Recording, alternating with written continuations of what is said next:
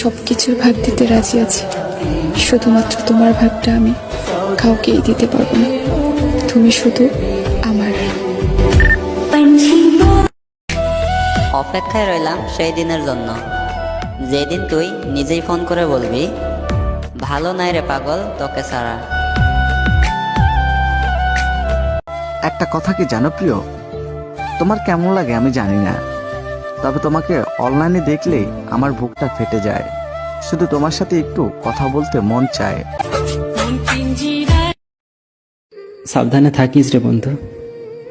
আমি তোর কাছে মূল্যহীন হতে পারি, কিন্তু তুই আমার কাছে অনেক দামি রে। বন্ধু, কখনো ছাইরা যাইস না তোর এই গরিব বন্ধুটাকে।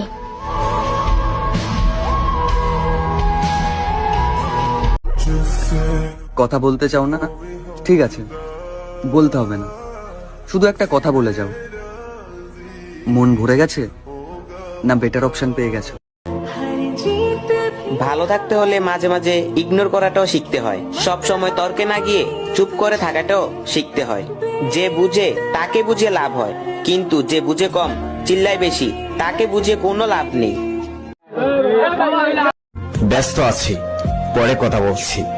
মা সামনে আছে, অনেক ঘুম পাচ্ছে। এই কথাগুলোই বলে দেয় আপনি তার কাছে কতটুকু ইম্পর্টেন্ট। তুমি খুব ভাগ্যবান, কেন জানো? তুমি যাকে কষ্ট দাও সে শুধু কাঁদতেই জানে, কিন্তু প্রতিশোধ নিতে জানে না। ফেব্রুয়ারি 7 তারিখে প্রপোজ ডে, আর 7 তারিখে শবে মেরাজ।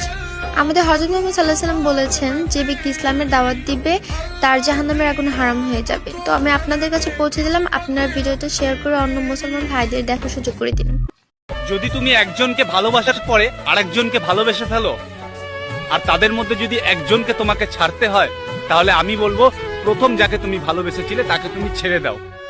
কারণ প্রথম যাকে তুমি সত্যিকারের ভালোবেসেছিলে, যদি তাকে সত্যি ভালোবাসতে, তাহলে আরেকজনকে তোমার জীবনে আনতে না, আরেকজনকে তুমি জীবনে ভালোবাসতে না।